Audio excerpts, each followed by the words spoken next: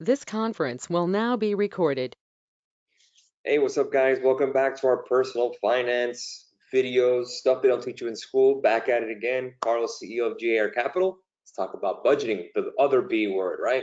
People don't like that word, budgeting. Don't worry, I'm going to break it down and make it very, very easy for you. Budgeting. What is budgeting? Well, let's kind of break this down. Budget is telling your money where to go instead of figuring out where it went. Credit to Dave Ramsey. I love that line. So remember, the budget is you're telling your money where to go instead of wondering where it went.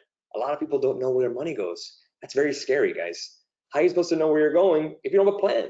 Budget is your plan. It's your master plan. It's the way to figure out where the hell my money is going. So we're going to break it down together and exactly get you a budget and exactly how to manage your money correctly, because you don't want to spend everything you make, and you definitely don't want to go over what you make, because that increases debt. We're going to get to debt soon, so don't worry. We're going to go over that. So let's go over the budget calculator. Thanks to NerdWallet. Again, not sponsored by them. I just like their website. Makes life easier. So let's kind of go over how much you make every month or every paycheck and kind of break it down like that, right? So this is called the 50-30-20 budget calculator, right? It's on NerdWallet. You feel free to take a look at the link. This will help you out. And they also have a great budget worksheet. So feel free to click on that and you'll have a worksheet for you. Makes life a lot easier. Remember, guys, everything in your budget is after taxes. Every time you get a paycheck from your employer, you have exactly your wage, how much you made. Then you have your taxes, which is withholding taxes. Then you have Social Security, Medicare. And then you have your other things like your benefits, like healthcare, vision, and dental, and sometimes 401k. We're going to go over that, so we'll put a bookmark on that for 401k on the wealth building part. Let's go over your budget. So let's say your paycheck every single 2 weeks is $1,000. Let's just make it easy. $1,000 is how much you earned this 2 weeks in your paycheck. It's $2,000 a month. You get paid every 2 weeks, so $1,000 every paycheck. Just an idea, right? And then we'll do that as after income. So we're going to go ahead and talk about how the after income works. So before we get started in the budget, we're going to talk about something, a little bit of taxes. It's called the W-4. The W-4 is based on withholding. So now we're in tax season. It's February 16, 2020. So everyone's talking about taxes. So I'm going to kind of take a little detour and talk about dependents. Let's say you are married. You're married and you don't have children. So you have two dependents on your income, yourself and your spouse. So that's two. When you do a W-4 is when you actually get hired on your company with HR or whatever company you work for, and you have to write on your form, for example, here, I'm going to bring it up here due to the IRS website, and you fill out your information, and you're going to put your dependents as two. What does that mean? What does that do? Well, that means the government takes less taxes, because you have two people depending on your income. What does that mean? That means you're not going to give more in taxes for the whole year, and you'll probably get less of a return, an income tax refund or return. Keep that in mind. You can actually put zero if you want. Let's say you're alone, you work by yourself, and you live with your parents or you live alone, and you put one. Guess what? You're going to pay more taxes. So understand, lesser the number on your withholding, the more taxes will be taken out of your check. You really don't pay tax, they take tax. Understand that. You're not paying tax, they're taking it. This is what you worked for, this is what they took, this is what you're left with. That's where we are. We're not here to debate taxes. I'm just telling you the reality of it. So again, the higher the number on your withholding, on your W-4, on this form that you fill out when you first start on your company, and if you're not sure, make sure to talk to your human resources department or your payroll department. They'll walk you through it. Very easy. If you're by yourself, you can put 1 or 0. If you are married, you can put 2. If you're married, you can put 0 or 1. That's up to you, really up to you. But again, you're going to get more tax taken out. Lower the number, the more tax they take out. The higher the number, let's say you have 3 kids and you're married, that's 4, they're going to take less because the government understands you have people dependent on your income. That's why you get paid, you get taxed less. Keep that in mind. At the end of the year, depending on your dependents, maybe you put 4, right? But you got divorced. You're not at 4 now. Now you're at 2. As an example, you may not get a refund. So again, if you want a higher refund, let's say you really want a refund every year and you like paying the tax 0% interest, you like paying IRS 0% interest to loan them money, so basically what you're doing, you're gonna get a nice fat return depending on your income because you're gonna take more tax. If you're the type of person, hey, I don't wanna give my money away for free, I don't care about a refund, put the exact number that you have. If you're married, put 2. If you have 1 kid and married, you have 3. If you're married and have 2 kids, you have 4, etc., etc. So again, that's always the beginning of your budget. Understand where your money is going first. That's the first step. That's W4. If you have any questions, feel free to speak to your payroll department or human resources. They'll go and take care of you. This is all people that make wages, right? Not small business. That's a whole different ballgame. Again, we're talking about just the regular folks. Next, let's go and do the budget calculator, right? 50, 30, 20. What the hell does that mean? This is after tax. Let's go and break down the 50, 30, 20 rule. The 50, 30, 20 rule divides your take-home income. 50% needs, 30% stuff I want, and 20% savings and repayment, debt repayment, if you have debt. So again, monthly after-tax income, deducted the cost of payroll deductions, taxes, health insurance, your benefits like we talked about, 401k like we talked about, or IRAs, which we will talk about. So 50%, what does the 50% of my budget do, right? What is my necessities? Well, I need housing, I need to live somewhere. My food, I gotta eat every day. My transportation, I gotta get to work, whether it's a bus, your car, subway, whatever. Basic utilities, lights, internet, your phone, whatever. Insurance, hey, you gotta have insurance, maybe your life insurance, whatever. That's a need. And minimum loan payments. Your mortgage, for example, you gotta pay these minimum things. Your credit card, you gotta pay off, as an example. That's part of your 50.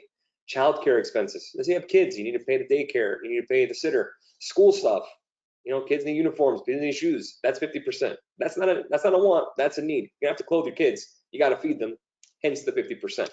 So if you make $1,000 after tax income, we're gonna do 2,000 now. $1,000 is necessities, right off the rip, $600 for wants, $400 for savings. This is not gospel, this is just a way to get you started. What's the 30%? Wants. Pretty easy. Wants, what are some of the things you want in life, right? Monthly subscriptions, your Netflix, your cable, going to the movies, whatever, going out. Travel, you want to travel, you have the money there, part of your income. Entertainment, hey, you want to go, watch a basketball game or football game, and going out to eat to a restaurant, you want to go to Outback Steakhouse, Olive Garden, whatever. It's part of your 30% bucket. So you have a 50% bucket, 30% bucket, 20% bucket. Basics of budgeting here. 20% of your income, savings and debt. Savings is the amount you put away. We talked about that in the last chapter, your savings account, your high yield savings online or brick and mortar or your credit union, right? Make sure that grows it, right? We talked about the contribution, $100 for 5 years, looks pretty good, right? Starting and growing emergency funds, save for retirement, 401k, we'll talk about that. And paying off debt. Again, that Macy's card is not gonna go away. You gotta pay some of it off. 20% of that money will be going to that. So this is how it looks on the pie chart. 50% needs, things to survive. So let's call it survive.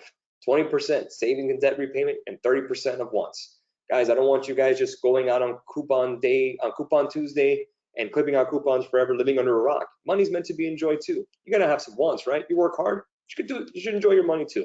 But again, keep it balanced as always. Let's say you want the free budget worksheet. Just click on here, comes right up. You apply everything. You can also print it, very simple, or download it. You put exactly everything: cable streaming, home decor, gym membership, special meals at home, Uber Eats, traveling expenses. You want to go out to the bar, you want to buy some new shirts.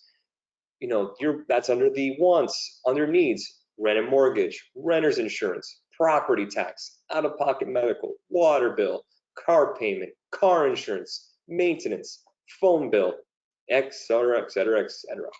And then of course your savings, emergency fund contribution, let's say $100 for example, savings account contribution, $50 if you want, 401k, depending on your percentage you want to do, IRA like a Roth or a traditional, we'll go over that.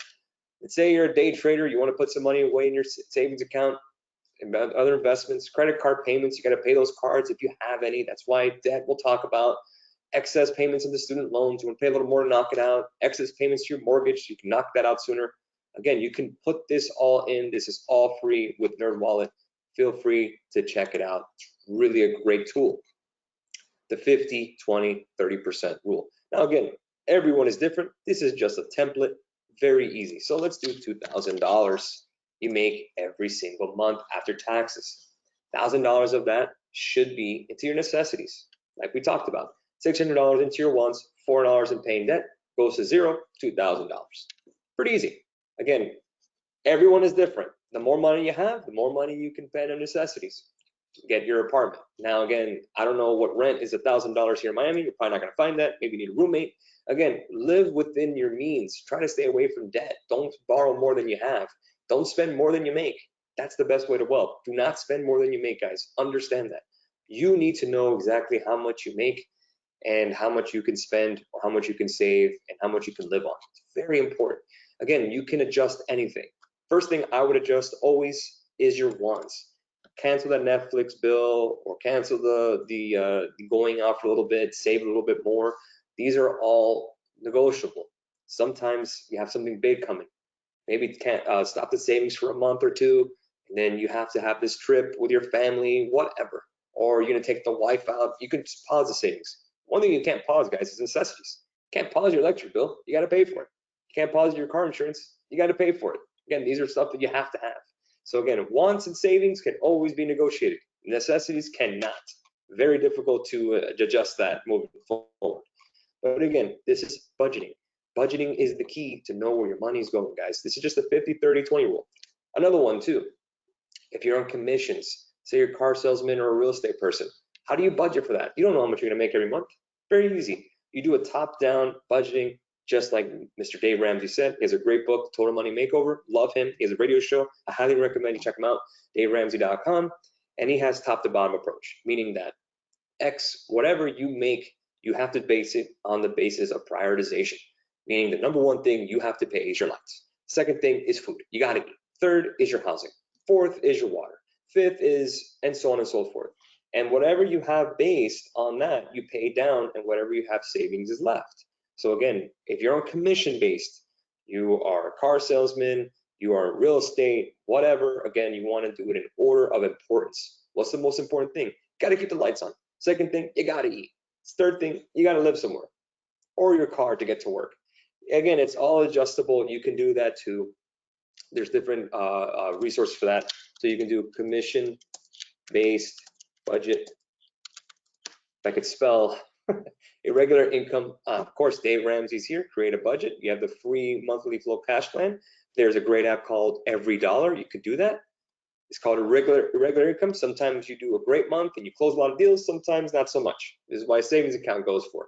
So you could see, you receive your paycheck, take the amount, spread it around the items in your budget, food, shelter, clothing, transportation, most important, and then everything else goes down the list. I don't care if Capital One gives you a call and you owe them money. They're not going to keep you to live. You need to pay that rent. You need to pay the electricity. It's an example.